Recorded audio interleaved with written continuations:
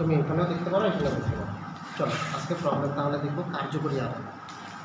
দাঁড়াই হ্যাঁ দাঁড়াই বলো। দাঁড়াই দাঁড়াই আচ্ছা ঠিক আছে, তাহলে আমরা একটু কার্যকরী আধানটা দেখব। ফর্মাল চার্জ, তাই তো? তাহলে কি বলছে চার্জ যখন আমরা বলবো, দেখো কি হচ্ছে, আমরা একটা সমযোজী বন্ধন দেখছি। সেই সমযোজী বন্ধন বিশেষ করে যদি আমি হাইড্রোজেন হাইড্রোজেন দেখি, তাহলে এই বন্ধনটার মধ্যে কোনো রকম ধ্রুবীয়তা লক্ষ্য করতে পারছি? কোনো ধ্রুবীয়তা হচ্ছে? এটা অধ্রুবীয়, কারণ দেখো ইলেকট্রনগুলো হচ্ছে একদম এর মিডিলে আছে। কিন্তু যদি আমি কার্বন হাইড্রোজেন বন্ধন ভাবি, তাহলে কি হবে? কার্বন হাইড্রোজেন যদি বন্ধন হবে, তাহলে এই দুইজনের চাহিদা তো একই রকম না ইলেকট্রনের প্রতি, কারো চাহিদা বেশি, কারো চাহিদা কম। তাহলে কার্বনের চাহিদাটা একটু বেশি এর থেকে, আমরা জানি, কারণ এর তড়িৎ ঋণাত্মকতা বেশি। যার তড়িৎ ঋণাত্মকতা বেশি ওই ইলেকট্রনটাকে কী করবে? নিজের দিকে রাখবে, তাই তো? তাহলে এই বন্ডের সাপেক্ষে এইখানে দেখো ইলেকট্রন জোটটা কিন্তু মিডিল পজিশন থেকে একটু এদিকটাই চেপে আসবে।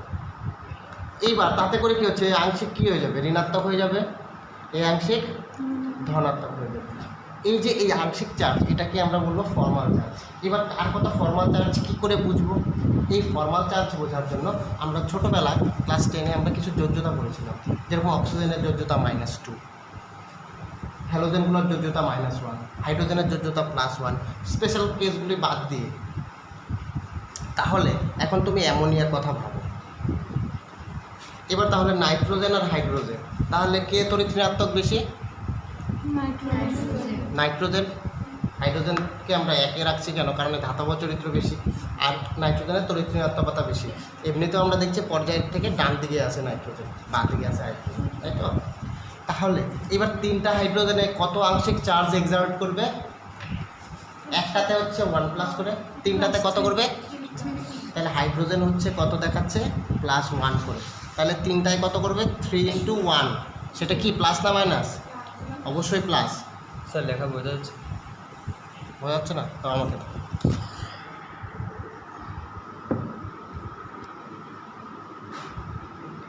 আচ্ছা, তাহলে তিনটায় আমরা দেখছি কত? +1 করে, তাহলে +3 হচ্ছে। তাহলে নাইট্রোজেনটা একা কতটুক তাহলে নিউট্রালাইজ করবে?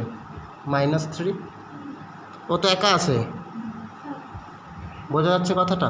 ঠিক একই রকম দেখো, যেগুলি লাগবে সেটা বলছে। এবার K2Cr2O7 বলবে ক্রোমিয়ামের ফর্মাল চার্জ বার করো, বা ক্রোমিয়ামের জারণ অবস্থাটা কত বের করো। তাহলে এই ক্ষেত্রে আমরা কী করে করব? এখানে কিছু কিছু জিনিস ফিক্সড থাকবে, আমি পরে বলে দেবো ফিক্সড কি।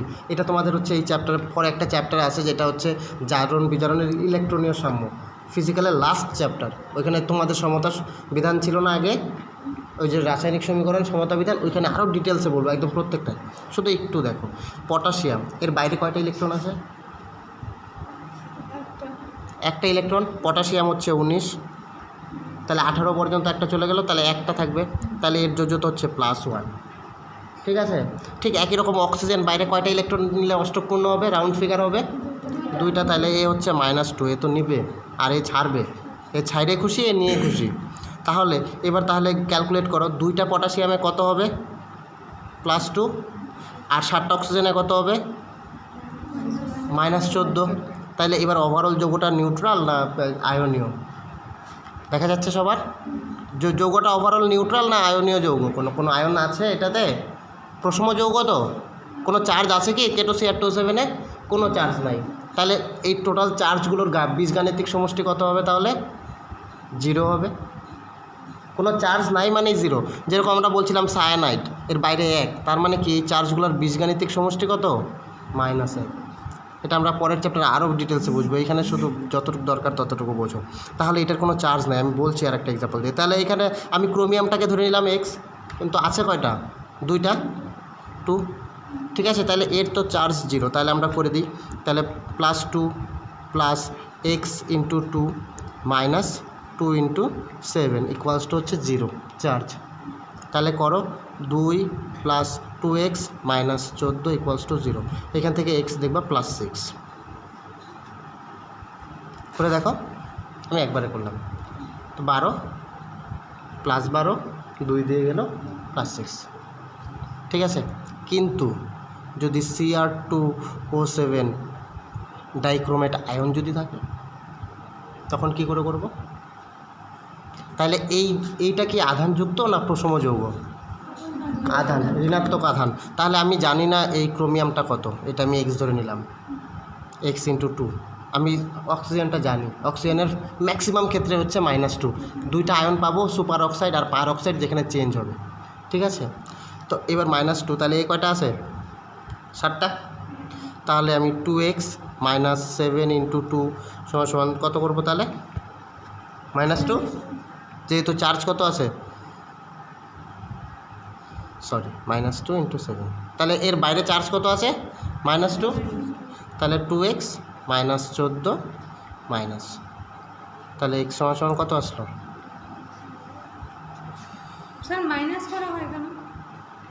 অক্সিজেন মাইনাস, ও তড়িৎ ঋণাত্মক মৌল, এর জন্যই তো বলছি এ নিয়ে খুশি, ইলেকট্রন নিয়ে খুশি, নিয়ে হচ্ছে অষ্টক হবে, আর পটাশিয়াম দিয়ে খুশি হবে। পটাশিয়াম 2, 8, 8, 1, আর অক্সিজেন হচ্ছে 2,6। তাহলে এর রাউন্ড ফিগার হইতে গেলে এ আরও 2টা ইলেকট্রন গ্রহণ করবে। যদি 2টা ইলেকট্রনও গ্রহণ করার ক্ষমতা রাখে, তাহলে ও ঋণাত্মক হয়ে যাচ্ছে, আর এই ইলেকট্রন একটা ছাইরা দেওয়ার প্রবণতা রাখবে, তাহলে ও কী হয়ে যাচ্ছে? প্লাস হয়ে যাচ্ছে। কথা বোঝা গেল? বোঝা গেল এবার? তাহলে H2 বন্ডটাকে একটু খুলে লিখি। এর সংকরায়ন প্রকৃতিটা কি? H2 এর সংকরায়ন প্রকৃতিটা কি? sp3, সংকরায়ন অবস্থা অক্সিজেনের sp3, আর 2টা লোন পেয়ার, 2টা বন্ড পেয়ার। এর আকৃতিটা হচ্ছে ভি শেপড। এখান থেকে আজকের আমাদের গল্প শুরু হয়ে গেল। তাহলে নিঃসঙ্গ ইলেকট্রন জোড় 2টা আছে, নিঃসঙ্গ জোড় 2টা আছে, তাই তো? V shape. তো এবার তুমি বলো অক্সিজেন আর হাইড্রোজেন, তাহলে কার তড়িৎ ঋণাত্মকতা বেশি, কার তড়িৎ ঋণাত্মকতা কম? বেশি, হাইড্রোজেনের হচ্ছে কম। তাহলে ইলেকট্রন জোড়টা কার ঘাড়ে থাকবে? এর ঘাড়ে। এই বন্ধন জোড়গুলো কার দিকে থাকবে বেশি? অক্সিজেনের ঘাড়ের দিকে। ওর তো খাইকেই বেশি। তো এদিকে আসো, এদিকে আসো, দেখবে কিছু কিছু স্যার সব স্টুডেন্ট আমার কাছে আসুক, আমার কাছে আসুক, ঠিক আছে? পড়াই কি যেরকম পড়াক, সব আসুক, আমি সব পড়াবো, ঠিক আছে? কিন্তু এবার দেখো কি হচ্ছে এখানে, এর থেকে তাহলে এর তো বন্ধন জোড় ইলেকট্রনটা ছিল হাইড্রোজেনের, আবার এদিকে এই হাইড্রোজেনের বন্ধন জোড় ইলেকট্রনটা ছিল, তাই এর কি ইলেকট্রনের একটা ঘাটতি দেখা গেল না?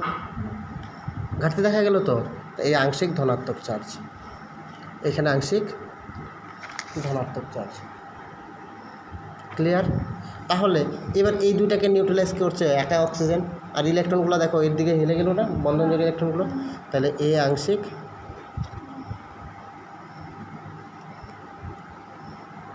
তাহলে ও দুইটা ঋণাত্মক হয়ে গেল, এ del2-। কথাটা বোঝাইতে পারলাম? তাহলে দেখো এই বন্ধনটার মধ্যে একটা ধ্রুবীয়তা তৈরি হইল, এই একটা পজিটিভ, একটা নেগেটিভ পোল, একটা পজিটিভ পোল, তাহলে দুইটা পোল তৈরি হইলো। তো এটাই হচ্ছে পোলার, এটা এই বন্ধনগুলো পোলার বন্ধন। এবার এইখানে কোনো অসুবিধা নাই কেন? এখানে এই জলটাকে আমরা ধ্রুবীয় কেন দ্রাবক বলি? দেখো এবার একটা ছোট বাচ্চা যখন মার সাথে হাইটে যাবে, মা বাবার সাথে, তখন বাচ্চাটাকে কীভাবে ধরে? দুইজনে 2 হাত দিয়ে ধরে। 2 হাত ধরে কি এরকমভাবে টানে না এরকমভাবে টানে? 2 হাত ধরে বাচ্চাটা দেখবা কিন্তু এই একদম পিছনে ঝুলেই থাকে, দেখবা ঝুলেই যায়। তাহলে হ্যাঁ, এই যে এটা ছোটো বাচ্চাটা, এটা মা, এটা বাবা। তাহলে দেখো কি হচ্ছে, এদিকে টানে, এদিকে টানছে, দুইটা পোল দুই দিকে, তাই তো? এবার আমি টানার ক্ষেত্রে বলছি। এবার একটা জিনিস লক্ষ্য করো, তা পরবর্তীতে টানার ক্ষেত্রে পরের এক্সাম্পলটা খুব ভালো হবে। এখান থেকে দেখো তাহলে এর দ্বিমেরু ভ্রামকটা এদিকে, দ্বিমেরু ভ্রামকের কথা কিছু মনে আছে? অর্থাৎ ইলেকট্রন যেদিকে টানছে, অর্থাৎ অক্সিজেন দুইজনকে, মানে আমি একা দুইজনকে টানছি, এবার একে আর একে আমি এইভাবে টানছি, ঠিক আছে? টানছি তো, তাহলে লব্ধিটা কোন দিকে হচ্ছে? মাঝখান দিয়ে। তা আমি তো টানছি, তাহলে এ টানছে, তাহলে লব্ধিটা কোন দিকে গেল? তাহলে এর একটা দ্বিমেরু ভ্রামক পাচ্ছি। হ্যাঁ, এটা হচ্ছে, তাহলে এই জন্য এটাকে বলা হচ্ছে পোলার ধ্রুবক, পোলার দ্রাবক। কেন? কারণ এর বন্ধনের মধ্যেও ধ্রুবীয়তা আছে। 1 নম্বর দেখো, বন্ধনের মধ্যে ধ্রুবীয়তা আছে, এবং একটা এর নেট ধ্রুবীয়তা আছে। দেখো একটা লব্ধি ধ্রুবীয়তা আছে, বন্ধনটা দেখো একটা নির্দিষ্ট দিকে, আবার এদিকে নিঃসঙ্গ ইলেকট্রন জোড়ও এদিকে যাচ্ছে। এর জন্য এটাকে আমরা বলছি পোলার দ্রাবক, ঠিক আছে? কিন্তু কার্বন ডাইঅক্সাইড, এবার এর হচ্ছে, আমি ওর দ্বিমেরু ভ্রামকটাও আসি, তাহলে এর একটা দ্বিমেরু ভ্রামক হবে, ঠিক ঠিক আছে, এই বন্ধনের ক্ষেত্রে এই যে এই বন্ধনটার একটা দ্বিমেরু ভ্রামক হবে কীরকম, যে কতটা টানবে বা কী দ্বিমেরু ভ্রামক। তাহলে এই কতটা চার্জ তৈরি করছে আমরা দ্বিমেরু ভ্রামক মানে এই এটা দিয়ে প্রকাশ করছিলাম মিউ দিয়ে, ই ইন্টু ডি। তাহলে এটা হচ্ছিল কি আমাদের, ই হচ্ছে ইলেকট্রনিক চার্জ আর ডি হচ্ছে আমাদের বন্ড ডিস্টেন্স।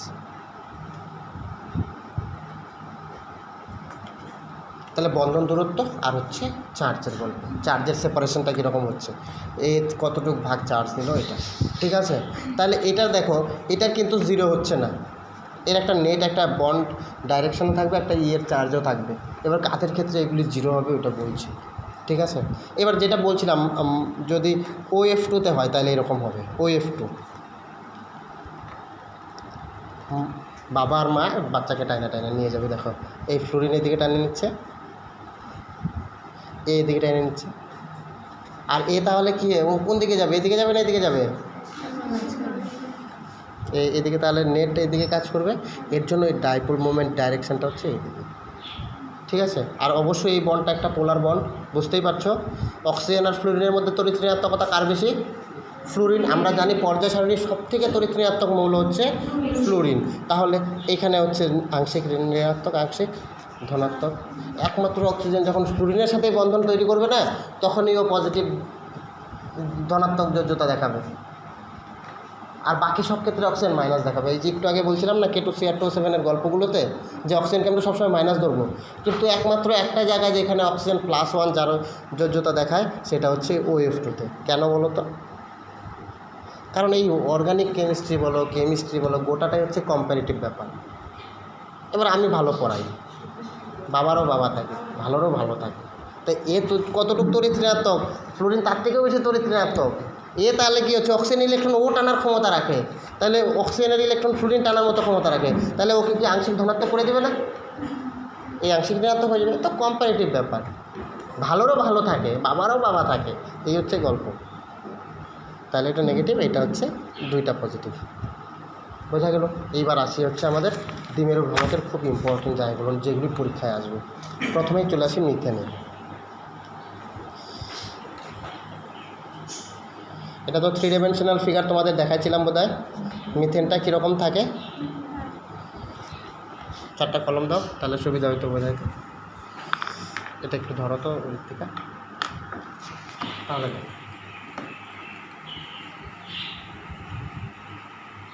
এই মিথেন, এই তো এদের বন্ড অ্যাঙ্গেলগুলো কত, sp3 হাইব্রিডাইজ 109 ডিগ্রি 28 মিনিট।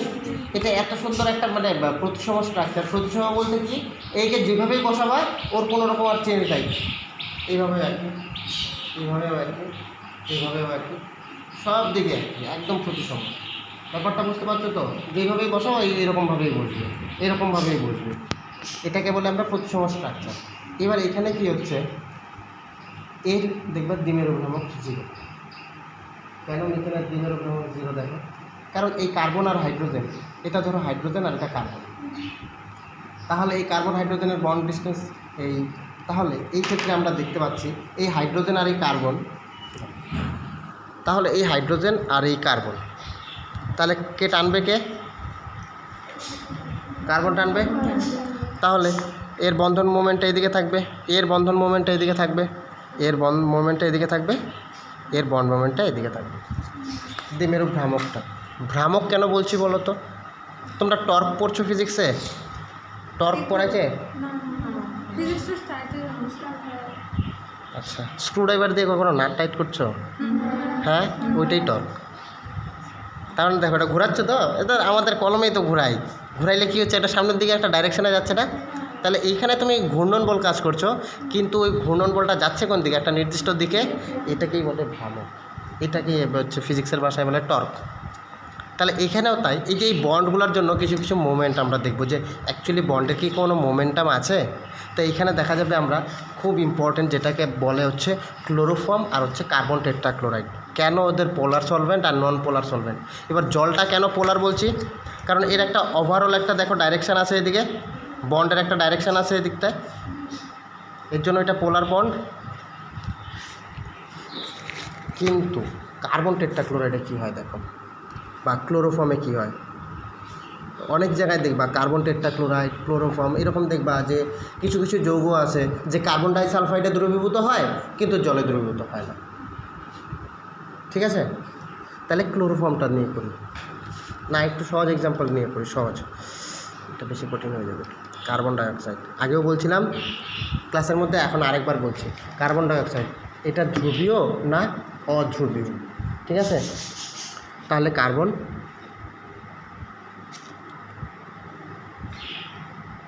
কেন কার্বন ডাইঅক্সাইডের কার্বনের সংকরণ অবস্থাটা কী ছিল? sp3, তাই তো?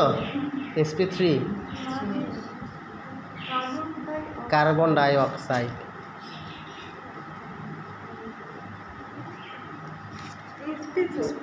sp তো sp3 কেন হবে? sp সরল রৈখিক গঠন, তাহলে সরল রৈখিক গঠন এগুলো মনে রাখতে হবে। আমি বলছি প্রত্যেকটারই এক্সাম্পল দিয়ে, এর জন্য চার্টটা বলছি একদম, ওইটা সারা জীবন লাগবে বলে দিচ্ছি।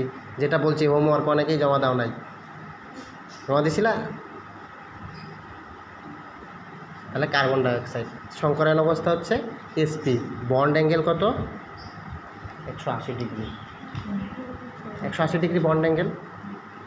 তাহলে 180 ডিগ্রি যদি বন্ড অ্যাঙ্গেল হয়, তাহলে একটা অক্সিজেন আর একটা অক্সিজেন 180 ডিগ্রি অ্যাপার্ট। ঠিক আছে, এবার এই কার্বনের অবস্থাটা খুব শোচনীয়। কেন বলো তো? দুই দিকেই দেখো অক্সিজেন আছে, আর বন্ধন কোণ কত? 180 ডিগ্রি। এবার কার্বন আর অক্সিজেনের মধ্যে কার তড়িৎ-ঋণাত্মকতা বেশি? কার্বনের পরে আছে অক্সিজেন, তাহলে অক্সিজেন টানবে, টানলো বন্ধন। তাহলে ভ্রামকটা কোন দিকে? এর দিকে। আবার এর কোন দিকে? তাহলে এবার কোনো বন্ড মোমেন্ট পাবো আমরা?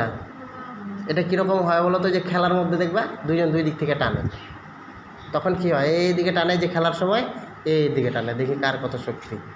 এবার আলটিমেটলি দেখা যাচ্ছে দুইজন তো একই জিনিস, এর জন্য কি হচ্ছে? এর ওভারঅল কোনো রকম, তাহলে এটা কার্বন ডাইঅক্সাইডটা কি পোলার না নন পোলার? কোনো পোল তৈরি করতে পারছে? এর দ্বিমেরু ভ্রামক পাবো আমরা? এই দ্বিমেরু ভ্রামক তাহলে কত? এটা হচ্ছে এর জন্য নন পোলার বা অধ্রুবীয়।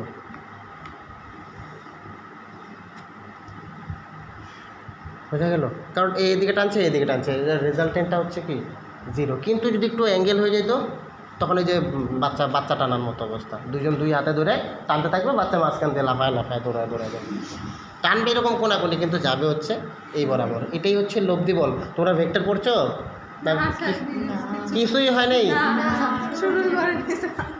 আর ভগবান, ভেক্টরটা লাগবে। হ্যাঁ, ভেক্টরটা পড়ছে তো, ওইখানে লব্ধি ভেক্টর কথাটা বুঝতে পারো তো? যে আমি যদি এটাকে, এই একটা বাটুল দেখছো, বাটুল টানে যে, হ্যাঁ, বাটুলের ফিতা দুটো কীরকম থাকে? এরকম থাকে, এরকম। আর যখন পাথরটা টানে, পাথরটা কোন দিকে বেরো যায়? এদিকে না এদিকে? সোজা। এদিকেও একটা টানে, এদিকেও একটা টানে, কিন্তু যায় কোন দিকে? সোজা। তাহলে ঠিক কার্বন ডাইসালফাইড এটা কিন্তু একটা, তাহলে একই রকম, যেহেতু সালফার অক্সিজেন একই শ্রেণীর মৌল, ক্যারেক্টারিস্টিক্স এক, কার্বন ডাইসালফাইড, তাহলে এটা কি একটা নন পোলার।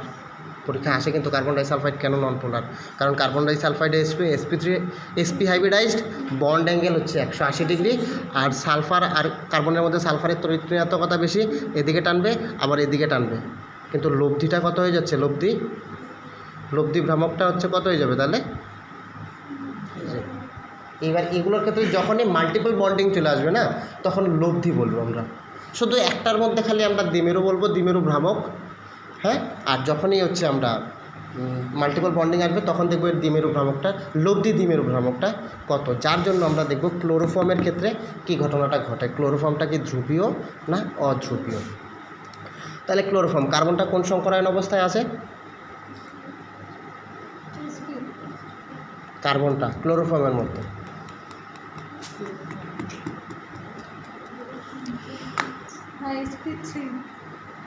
কি হবে? অনেশা কি বলছে?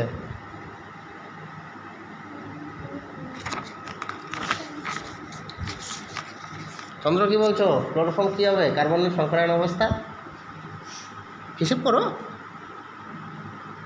ফর্মুলা কী ছিল? VXCA, half of VXCA। হিসাব করো। ভি কত, কার্বনের ভি কত, 4, এক্স কত, হাইড্রোজেন একটা আছে, ক্লোরিন তিনটা আছে, তার মানে তাহলে সব 4, সবগুলি একযোজি। চার্জ আছে, ক্যাটায়ন আছে, অ্যানায়ন আছে, তাহলে 4 + 4 কত হচ্ছে 8, বাই কত 2 কত হচ্ছে 4, 4 হলে কি হয় এস, তাহলে 4, তাহলে এর হচ্ছে লাগলো, তাহলে sp3 একটু মনে করাই দিই, নাহলে তো জাম হয়ে যাচ্ছে। তাহলে ক্লোরোফর্ম দেখো, এটা কত মজাদার জিনিস।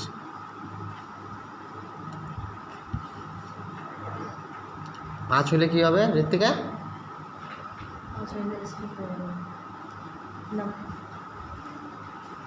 আমার লাঠিটা করে একটা লাঠি ছিল, এই 5 হলে কি হয় sp3d। পি এর 3টার পরে পার হবে। আচ্ছা আমরা কি sp3d4 পাবো? পাবো, আমরা sp3d3 অবধি পাবো। কেন স্যার দিয়ে তো 5টা থাকে, দিয়ে তো 5টা থাকে, হ্যাঁ 5টা।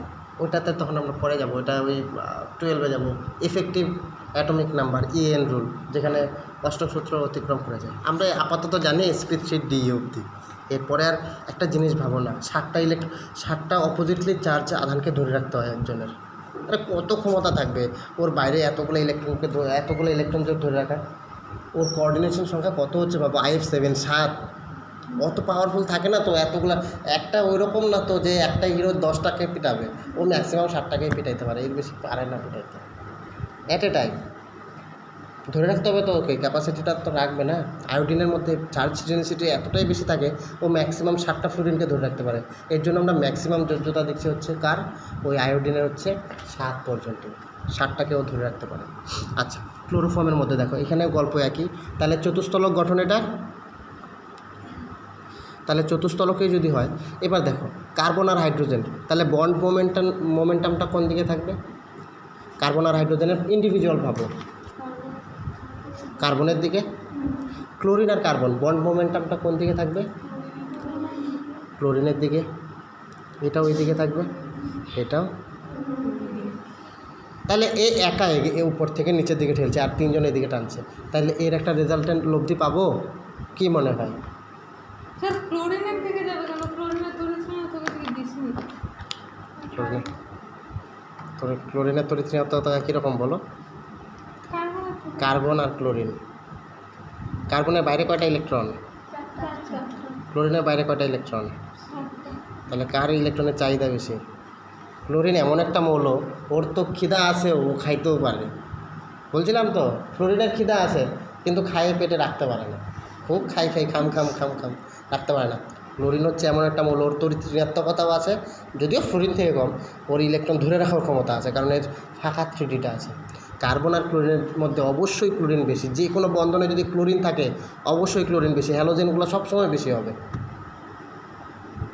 ঠিক আছে, কার্বন দেখবা ম্যাক্সিমাম কেসে কার্বন হচ্ছে ধনাত্মকই থাকে, এই ঋণাত্মক এই হাইড্রোজেনের সাথে যখন বন্ধন থাকবে তখন হাইড্রোজেনটা বেশি হয়ে যায়, তড়িৎ ধনাত্মক, আর এই তড়িৎ ঋণাত্মক বেশি হয়ে যায়।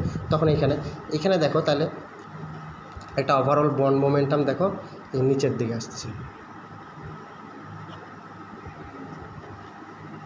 ঠিক আছে, তাহলে এটা কিন্তু ক্লোরোফর্ম, তাহলে কি হচ্ছে μ0 হবে, এর E/D ভ্যালু কিন্তু 0 না। এর জন্য কিন্তু ক্লোরোফর্মটা কি একটা পোলার সলভেন্ট, পোলার দ্রাবক, বা বাংলায় যদি বলি তাহলে ধ্রুবীয় দ্রাবক। তাহলে একটা আমরা জিনিস জানি, লাইক ডিজলভস লাইক। ঠিক আছে, এখন প্রিয়ার সাথে যদি ঋত্বিকার বন্ধুত্ব হইতে হয়, তাহলে দুজনের মেন্টালিটি কী করতে হবে, তাহলে ম্যাচ করতে হবে। তাহলে ঋত্বিকা প্রিয়াতে তখনই ডিজলভ হবে যখন দুজনের মধ্যে মেন্টালিটি ম্যাচ হবে। কথাটা বোঝা যাচ্ছে আমার? এবার আমার সাথে চন্দ্র কোনো রকমভাবে মেন্টালিটি ম্যাচ হয় না, ও আমার বন্ধু হইতে পারবে কোনো দিন? আমি ওকে লাইক করি না, লাইক ডিজলভস লাইক, যে যেরকম সে সেরকম লোকের সাথেই বন্ধুত্ব হবে। এবার চন্দ্র সারাদিন গাঁজা খায় করে থাকে, তাহলে এর আড্ডা কোথায় হবে? যেখানে দুনিয়ার গাঁজা খায় গাঁজাখোরগুলোর সাথে। ঠিক আছে, এবার অন্বেষা ও আমার অন্বেষা টিভি দেখতে খুব ভালোবাসে, তাইলে ও অন্বেষা যখনই আসবে তখন সৌমিতার সাথে গল্প করবে, ওই সিরিয়ালটা দেখছিস, ওই সিরিয়ালটা দেখছিস। তাই তো হবে, তাই তো হয়, গল্প তো তাই হয়। যে যেটা পছন্দ করে ওকে ওই কথা বলবা, ও খুব খুশি হয়ে যাবে। তাহলে লাইক ডিজলভস লাইক, এই কথাটা কিন্তু অবশ্যই মনে রাখবা। অর্থাৎ ধ্রুবীয় যৌগ ধ্রুবীয় দ্রাবকে দ্রবীভূত হবে, অধ্রুবীয় যৌগ অধ্রুবীয় দ্রাবকে দ্রবীভূত হবে।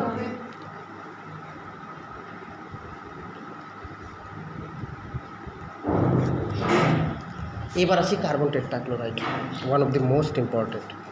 কার্বন টেট্রাক্লোরাইড এই ক্ষেত্রে কী হবে দেখবা, অনেক জায়গায় কার্বন ডাই সালফাইড আর হচ্ছে কার্বন টেট্রাক্লোরাইডকে হচ্ছে দ্রাবক হিসেবে ব্যবহার করা হয়। কেন? কারণ এটা সাধারণ উষ্ণতায় তরল। আমরা দ্রাবক কাকে ইউজ করবো? যে তরল থাকবে সেই তো। এইবার এদের আমি কেন বলছি কার্বন টেট্রাক্লোরাইডে কী হচ্ছে, যে এর নেট রেজাল্টেন্টটা কী দেবো। তাহলে কার্বন টেট্রাক্লোরাইডে ডলি এর সংকরণ অবস্থা কত কার্বনের? sp3, আকৃতি চতুস্তলকীয়। আমি বলছি এর আকৃতি 3 ডাইমেনশনালি আমি আগেই দেখিয়েছি, চতুস্তলক গঠন। আচ্ছা, এই ক্ষেত্রে কি কোনো বন্ডের ডেভিয়েশন হবে বিএসপিআর তত্ত্ব অনুযায়ী? বন্ড অ্যাঙ্গেলগুলোর কোনো রকম চেঞ্জ হবে? এখানে কত বন্ড হবে, কত ডিগ্রি হবে বন্ধন কোণ?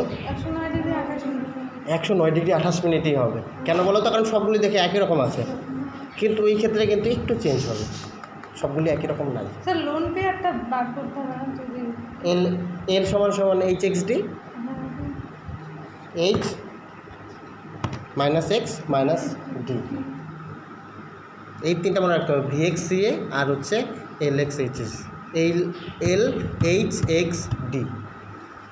তাহলে এই কার্বন টেট্রাক্লোরাইড, এখানে একটা খুব মজাদার জিনিস, সেটা কীরকম? এটা তো আমার শেডেড লাইনের মধ্যে আছে, তো এটা হচ্ছে আমার কি উল্টা সাইডে আছে, এটা আমরা দেখতে পাচ্ছি না, এটাকে ইগনোর করো। এটা তো আমার 3 ডাইমেনশনাল, তো সামনের দিকে দেখো, ওটা মুখা দাও তো। ধরো এখানে কোনো বন্ধন নাই, দেখো এই কার্বন আর এই ক্লোরিনের মধ্যে ডাইপোল মোমেন্ট, বন্ধন মোমেন্টটা কোন দিকে আছে? বন্ড মোমেন্টটা কার্বন আর ক্লোরিনের মধ্যে ক্লোরিনের বেশি, কার্বনের হচ্ছে কম, এদিকে চলে গেল। তাহলে বলো এরটা কোন দিকে? এদিকে। এবার মজাদার ব্যাপার হচ্ছে এরও এইদিকে। এবার ব্যাপারটা তো হচ্ছে 3 ডাইমেনশনাল, একটু ধরো 3 ডাইমেনশনাল হচ্ছে স্ট্রাকচার কার্বন টেট্রাক্লোরাইড। এবার আমি যদি এই আমার হাতকে এই 3টা দড়ি দিয়ে টানি, এই 3টা দড়ি দিয়ে টানি, তাহলে আমার হাতটা কোন দিকে যাবে? এখানে একটা জিনিস আছে, আর এটাকে টানছি আমরা এই 3টা দিয়ে, তাহলে ও কোন দিকে যাবে? নিচের দিকে আসবে। এটাকেই বলছি আমরা ফিজিক্সের ভাষায় হচ্ছে লব্ধি। তাহলে এটা এটা এটা এই 3টা দিয়ে টানছি আমি এটাকে, একটা দড়ি দিই, তাহলে এটা এইদিকে আসবে, তাহলে এটা একটা লব্ধি হবে। আবার ইন্টারেস্টিংলি এদিকে কার্বন আর ক্লোরিন কোন দিকে টানবে? উপরের দিকে টানবে। এরা কী করে বলো তো? একে নিউট্রালাইজ করে দেয়। ঠিক একই রকম এই 3টা কোন দিকে টানবে? এই 3টা আমি এখানে দড়ি বাঁধা আছে, কোন দিকে টানবে? এদিকে টানবে, একে নিউট্রালাইজ করে দিচ্ছে। আবার এই 3টা যখন টানবে এইদিকে, তখন নিউট্রালাইজ করে দিচ্ছে। তাহলে কার্বন টেট্রাক্লোরাইড কী হয়ে গেল? তাহলে এই লব্ধি ভ্রমণটা কী হয়ে যাচ্ছে? শূন্য হয়ে যাচ্ছে, অর্থাৎ নিউটা কী হয়ে গেল? 0। তাহলে এটা কী হয়ে গেল? একটা নন পোলার, মানে অধ্রুবীয়। এর জন্যই দেখবা এই কার্বন টেট্রাক্লোরাইডের মধ্যে যত হাইড্রোকার্বন আছে ওগুলো দ্রবীভূত হয়। হাইড্রোকার্বনগুলো হচ্ছে নন পোলার। এই যে দেখো মিথেন বললাম, এটা কি নন পোলার। মিথেন, ইথেন, প্রোপেন, ঠিক আছে, এগুলো লিকুইড অবস্থা কার্বন টেট্রাক্লোরাইডের দ্রব্য। ইভেন বেনজিনও এটার মধ্যে দ্রব্য, কারণ বেনজিনটা হচ্ছে একটা অধ্রুবীয়। আমি একটু বেনজিনের গঠনটা তোমাদের দেখাতে লাগবে। এবার দেখো বিজ্ঞানী ক্যাকুলে হচ্ছে বেনজিনের গঠনটা কীভাবে দেখিয়েছে। আমি এটা ডিটেলসে পরে আসবো হাইড্রোকার্বনে, এখন শুধু একটু দেখে নাও, তোমাদের বোধহয় আছে এবার কেমিক্যাল বন্ডিং। এর মধ্যে না একটা সুন্দর জিনিস হয়, আমরা এর পরবর্তীতে অ্যারোমেটিসিটি পড়ব। অ্যারোমেটিসিটি বাংলা কি রয়েছে? আছে, যাই হোক, অ্যারোমেটিসিটি ভুলেই গেলাম।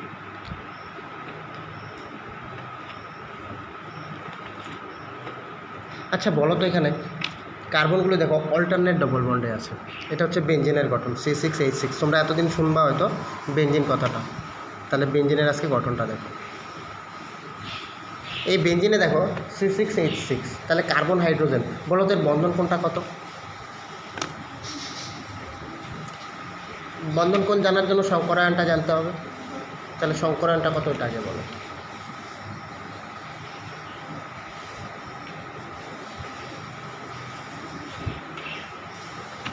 সংকরায়ন বার করার একটা শর্টকাট বুদ্ধি বলে দিই এবার, একদম খুব তাড়াতাড়ি সংকরায়ন বার করতে পারবে। দেখবা সিগমা বন্ধন কয়টা আছে গুণ, কার্বনের বাইরে ইলেকট্রন 4টাই, সিগমা বন্ধন গুণ কয়টা আছে, কারণ সংকরায়ন দিয়ে কিন্তু সিগমা বন্ধন তৈরি হয় আর লোন পেয়ারগুলো বাদ যায়, তাই তো? কার্বনের তো লোন পেয়ার নাই, আছে? তাহলে সিগমা বন্ধন গুণ কয়টা আছে? একটা কার্বন ফোকাস করবে, একটা, এই কার্বনটাই ফোকাস করো, কয়টা সিগমা আছে? সিগমা 1, সিগমা 2, সিগমা, কয়টা সিগমা হলো একটা কার্বনের? প্রতিটা কার্বন দেখো 3টা করে সিগমা, তাই তো? তাহলে এখানে কার্বনগুলি সবগুলি কার্বন দেখো sp2 হাইব্রিডাইজড।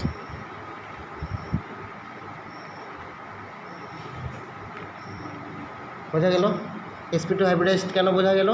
শর্টকাট বলছি, 3টা সিগমা আছে, দুইটাতে হলে sp, 3টাতে sp2, 4টাতে হচ্ছে sp3, তাই তো? যদি লোন পেয়ারের গল্প না থাকে, তাই এখানে তার লোন পেয়ারের গল্প নাই। কার্বনের বাইরে 4টা ইলেকট্রন, 4টা বন্ড, 3টা সিগমা বন্ড, একটা পাই বন্ড। এবার এখান থেকে তাহলে প্রত্যেকটা কার্বন তাহলে sp2 হাইব্রিডাইজ, তাহলে এদের বন্ধন কোনটা কত হচ্ছে? sp2 হলে কত হয়? 120 ডিগ্রি। এবার এই বেঞ্জিনের এত সুন্দর একটা সিমেট্রিক্যাল গঠন, এর থেকে দেখো একদম মানে খুব যেদিকে দেখো না বন্ড বন্ড মোমেন্ট, এদিকে এর বন্ড মোমেন্টাম দেখো এদিকে, এরকম না? প্রত্যেকটা দিক দেখো একটা জায়গায় গিয়ে মিক্স হচ্ছে, একে এদিকে, এদিকে এদিকে, এদিকে এদিকে। এর নেট ডাইপোল মোমেন্ট ভ্যালু হচ্ছে কত? এর লব্ধির তালে দ্বিমের ভ্রামক কত? তাহলে বেঞ্জিন দ্রাবকটা এটা কি পোলার না নন পোলার?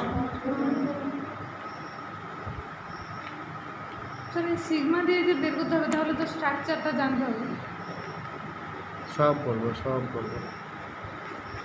বললাম তো লোন পেয়ারটাই শত্রু, প্রথম দিনের ক্লাসে বলছি না লোন পেয়ারটা শত্রু। এই লোন পেয়ার যদি থাকে এ শালা চেঞ্জ করবে এই ঘটনাটাকে, এর জন্য লোন পেয়ারটাকে বার করে নিতে হবে। এবার লোন পেয়ার কার কার ক্ষেত্রে থাকবে আমি বলে দিচ্ছি। Nitrogen, oxygen, fluorine, chlorine, xenon, এরা যখনই দেখবে যৌগ তৈরি করবে এরা লোন পেয়ার থাকে। আরও করো, বলছি আরও এক্সাম্পল আসবে, একদম এগুলো জিনিস একদম ক্লিয়ার করে দেবো তোমাদের। একদম ফার্স্ট টাইম দেখছো তো, এর জন্য এরকম মনে হচ্ছে, একটু কঠিন মনে হচ্ছে, একদম সহজ হয়ে যাবে। আমি যেরকম জংশনে যে বাড়িতে ভাড়া থাকতাম, সেটা হচ্ছে যে চার্টগুলো আমি বলি তোমাদের করতে, হোমওয়ার্কের যে চার্টগুলো দিই, এই জিনিসগুলো সবসময় 10 বার করে নিবা, ওই পথটা দিয়ে 10 বার যাওয়ার মতো। দেখবা নিজের অবচেতন মনের মধ্যে ওইটা ঢুকে গেছে কেমন করে, ঠিক আছে? 10 বার করে নিবা, কঠিন যত কঠিনই হোক 10 বার করবা, দেখবা গ্রিপে চলে আসবে। আচ্ছা, তাহলে বোরন ট্রাইফ্লোরাইড sp2, তাহলে এর সংকরায়ন অবস্থা sp2 আমরা দেখে নিলাম, বন্ড অ্যাঙ্গেল তাহলে 120 ডিগ্রি। তাহলে দেখো এটা একদম খুব সহজ। তাহলে এ কি ধ্রুবীয় না অধ্রুবীয়?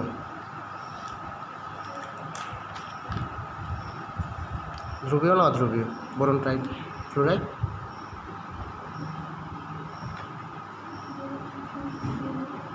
বোরন আর ফ্লোরিনের মধ্যে কার তড়িৎ অত কথা বেশি? একদম ফ্লোরিন থাকলে চোখ বন্ধ করে ফ্লোরিন, আর যদি ফ্লোরিন থাকে তাহলে কার বেশি হবে? ফ্লোরিন। এই যে একটা বন্ধনের বলছিলাম, তাহলে এইদিকে টানবে, এবারটা এদিকে টানবে, এবারটা এদিকে টানবে। তাহলে এবার বলো, তাহলে রেজাল্টেন্ট কোন দিকে আসবে?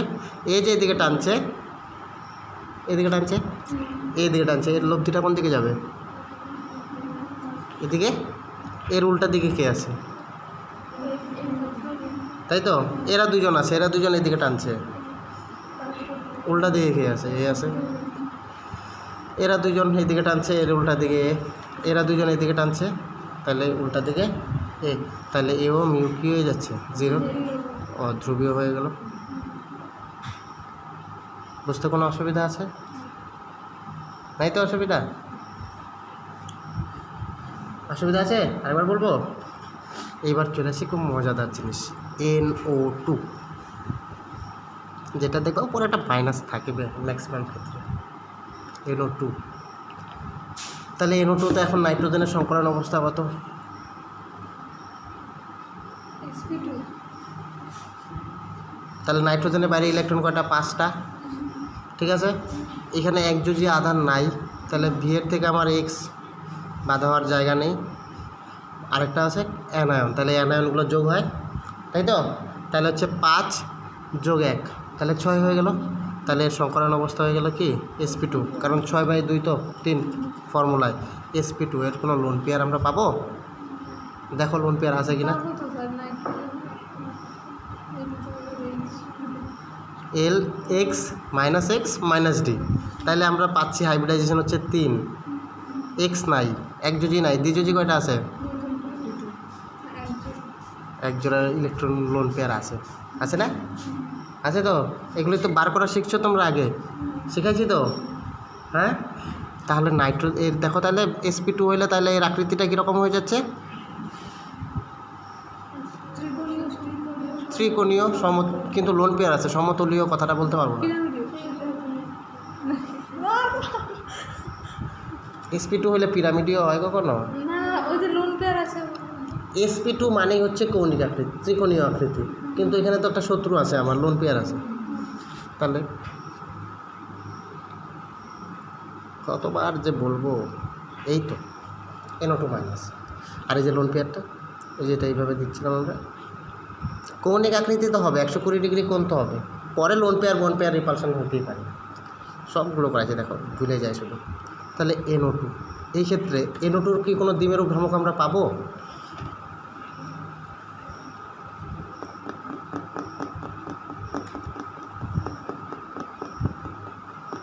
নাইট্রোজেন আর অক্সিজেন কার তড়িৎ-ঋণাত্মকতা বেশি?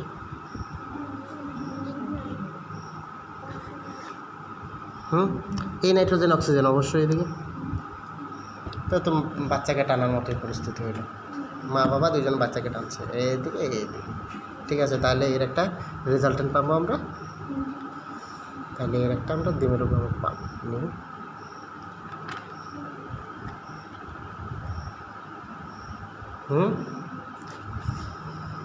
কিন্তু N2, তাহলে N2 হতে, তাহলে N2 এর গঠনটা জানতে হবে। N2 এর গঠনটা কীরকম? এটা কি বলো তো, এটা কি গ্যাস, নাম কি এটার? এটা কি নাম, কি এটার কি নাম? এটা দিলে কি হবে? হাউসফুল 1-এ লাফিং গ্যাস, হাসবা, হাসি আসবে শুধু। তাহলে নাইট্রাস অক্সাইড, যেটাকে আমরা বলছি লাফিং গ্যাস। আর কাঁদানে গ্যাসকে কি বলি? কাঁদানে গ্যাস টিয়ার গ্যাস। নাম কি গ্যাসটার? ওইটাই তো চাই, উত্তেজিত জনতার উপরে টিয়ার গ্যাসটা দেয়, চোখে জল বেরিয়ে আসবে।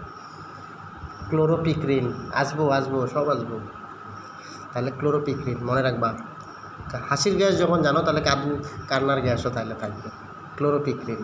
আচ্ছা, নাইট্রাস অক্সাইড, এখানে কেন্দ্রীয় পরমাণুকে, এখানে একটু জটিল, এখানে অক্সিজেন, ঠিক আছে, কিন্তু এই জিনিসটা একটু জটিল, মনে রাখতে হবে। নাইট্রাস অক্সাইডের গঠন কিন্তু সরল গ্রথি।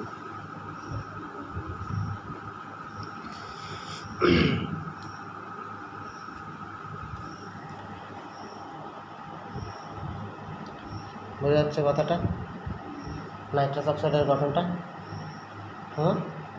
তাহলে এবার এখানে দেখো, নাইট্রোজেনের যোজ্যতা কত? 4-এর বেশি হয়ে যাচ্ছে তো, 3, 5ও দেখা কম, ভুল না, কম দেখাবে, কিন্তু 3। তাহলে এখানে নাইট্রোজেন বন্ধন কয়টা করছে? 2টা, হ্যাঁ। আর এখানে নাইট্রোজেন বন্ধন কয়টা করছে?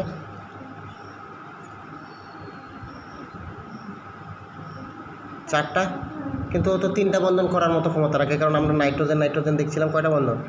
3টা। এখানে 4টা বন্ধন, তাহলে নাইট্রোজেনের ঘাড়ে ইলেকট্রন কি কম না বেশি? এখানে কমে গেল না? এখানে ইলেকট্রন আছে, এখানে ইলেকট্রন নাই। কথাটা বোঝা যাচ্ছে? নাইট্রাস অক্সাইড স্পেশাল গঠন, কিন্তু এর জন্যই বলছি স্পেশাল গঠন এটা। ইভেন অ্যাজাইডেও আমরা দেখবো এরকম গঠন, যখন নাইট্রোজেন 3টা এক লাইনে থাকবে। আমি টিপিক্যাল জায়গাগুলো বলছি, এগুলি তোমাদের কনফিউজ করানোর জন্য। এখানে যদি কার্বন ডাইঅক্সাইডের মতো ভুল করে দাও তাহলে কিন্তু গন্ডগোল হয়ে যাবে। এখানেও তুমি ওই কৌণিক আকৃতি এসে যাবে, কিন্তু যদি তুমি সংকরায়ন দেখো অক্সিজেনের, কিন্তু তা না। এই হচ্ছে নাইট্রাস অক্সাইডের গঠন। এটা কিন্তু ধ্রুবীয়। কেন বলো তো? দেখো, এটা নেগেটিভ, এটা পজিটিভ। তাহলে ইলেকট্রনের খিদা কার বেশি? এর। তাহলে একটা আবার নাইট্রোজেন আর অক্সিজেন, তাহলে কার খিদা বেশি? অক্সিজেন। একটা ওভারঅল মোমেন্ট পাবো আমি এদিকে। তাহলে এটা কী হয়ে যাচ্ছে? Mu not equals to 0। তাহলে এটাকে আমরা বলতে পারি হচ্ছে, এটাকে আমরা তাহলে বলতে পারি কি? ক্লিয়ার? আর নাইট্রেট আয়ন, সালফেট আয়ন, এগুলোর তো বলছি ওগুলো ধ্রুবীয়তা অধ্রুবীয়তা আসবে না, এগুলি তোমাদের কনফিউজ করাবে, তাই বলছি। ঠিক আছে, বুঝতে পারছো? এবার বলো তো, জেনন ডাইফ্লোরাইড এটা ধ্রুবীয় না অধ্রুবীয়? তাহলে চন্দ্র বলো, জেনন ডাইফ্লোরাইডের হচ্ছে সংকরায়নটা কী? সবাই মনে মনে বার করে রাখো, একজন সংকরায়ন বলবা, একজন আকৃতি বলবা।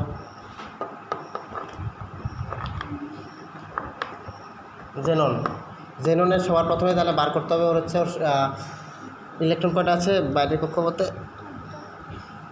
জেনন একটা কি নিষ্ক্রিয় গ্যাস, এর বাইরে ইলেকট্রন এত রাউন্ড ফিগার, তাহলে হচ্ছে 8টা। এবার একযোজি কয়টা আছে? 2টা, তাহলে হয়ে গেলো 8 আর 2 কত? 10। কোনো ক্যাটায়ন আছে? কোনো অ্যানায়ন আছে? তাহলে রৈখিক, তাহলে এটা রৈখিক গঠন হয়ে যাবে। কেন? কারণ এটার sp3 5 আসছে, sp3d, কিন্তু এখানে লোন পেয়ার কয়টা হবে? 3টা, তাই তো? আচ্ছা হ্যাঁ, একটা কথা মনে পড়লো, তাহলে এর গঠনটা হবে হচ্ছে, আজকে আসল জিনিস যেটা মলিকুলার অরবিটাল থিওরি। সৌমিতা তো সৌমিতা, তুমি তোমার 3:30টায় পড়া আছে না? মানে 5:30টায় পড়া তো? লিটন স্যার বলছো না? কোথায় পড়া? এখানেই তো, শান্তিনগরেই তো। একটু দেরি করো, বাংলা তো না? এত চাপ নেই, লকডাউন তো। স্যারকে বলবো যে অসীম স্যার এখানে একটু দেরি হয়েছে। এবার আমরা বলছিলাম ত্রিকোণীয় দ্বিপিরামিডীয় গঠন, sp3d2 ত্রিকোণীয় কি দ্বিপিরামিডীয় না? সংকরায়ন হিসাবে গঠন তো তাই ছিল,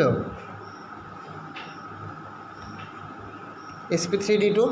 কিন্তু আমরা বলছিলাম এখানে 2 ধরনের বন্ধন দেখবো আমরা এই সাথে, ত্রিকোণীয় দ্বিপিরামিডীয়। একটা হচ্ছে অ্যাক্সিয়াল বন্ড, একটা ইকুইটোরিয়াল বন্ড, একটা অক্ষীয় একটা নিরক্ষীয় বন্ড, তাই তো? তাহলে এই বন্ধনগুলোকে কী বলছিলাম? এক ইকুইটোরিয়াল, আর এটাকে আমরা বলছিলাম কি? অ্যাক্সিয়াল। এবার এই ত্রিকোণীয় দ্বিপিরামিডীয়র ক্ষেত্রে অন্বেষা বলবে যে ইকুইটোরিয়াল বন্ড ডিস্টেন্স বেশি ছিল না অ্যাক্সিয়াল বন্ড ডিস্টেন্স বেশি ছিল? আমাকে বলো, এই বন্ধন দূরত্বটা বড় না এই বন্ধন দূরত্বটা বড় এই গঠনের ক্ষেত্রে? আমি লোন পেয়ার দিয়ে রাখছি, কিন্তু লোন পেয়ার দিয়ে রাখছি, হিন্ট দিয়ে রাখছি। খুব ইম্পর্ট্যান্ট, কিন্তু খুব ইম্পর্ট্যান্ট একদম। এটা বলছিলাম না, এটা হচ্ছে নিজের ইলেকট্রন, এটা নিজের ছেলে, এটা পরের ছেলে, এটা নিজের টাকা, এটা বাবা মার টাকা, এটা ওরাও কত খুশি। এটার দূরত্বটা কী হয়ে যায়? বেশি, এটার দূরত্বটা কম। এখানে হচ্ছে লোন পেয়ার। এবার এই 3টা লোন পেয়ার একটা তলের মধ্যে এত সুন্দরভাবে থাকে, ব্যাপারটা যে তোমাদের ছবি দেখে বলছিলাম বোধহয়, ছবি দেখিয়ে দেখো, 3টা এরকম ত্রিকোণীয়, আর দ্বিপিরামিডীয় মানে কি? উপরের দিকে একটা, নিচের দিকে আরেকটা, তাই তো? তাহলে কি হচ্ছে? এই 3টা এদের মিউচুয়াল, এদের মধ্যে কী হচ্ছে? রিপালশন হচ্ছে, এ কে রিপালশন করে, এ কে রিপালশন করে, এ কে রিপালশন করে। আলটিমেটলি এই রিপালশনটা কী হয়ে যাচ্ছে? নাল অ্যান্ড ভয়েড হয়ে যাচ্ছে, 0। অর্থাৎ এই তখন শুধুমাত্র আমরা জানি বন্ধন যেগুলি সেটাই আকৃতি লাস্ট, তাই তো? লোন পেয়ারগুলো তখন তার আমরা ধরি না আকৃতিতে, তখন দেখছি জেনন ডাইফ্লোরাইড রৈখিক গঠন।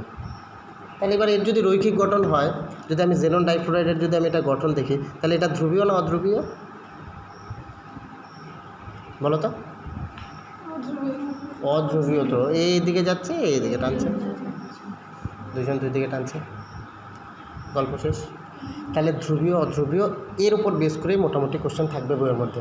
যাই থাকবে, যদি বলে অধ্রুবীয় কেন, যে এটার হচ্ছে এরকম বন্ধন, কেন অধ্রুবীয়, কেনই বা ধ্রুবীয়, তাহলে কারণগুলো বুঝতে পারছো তো।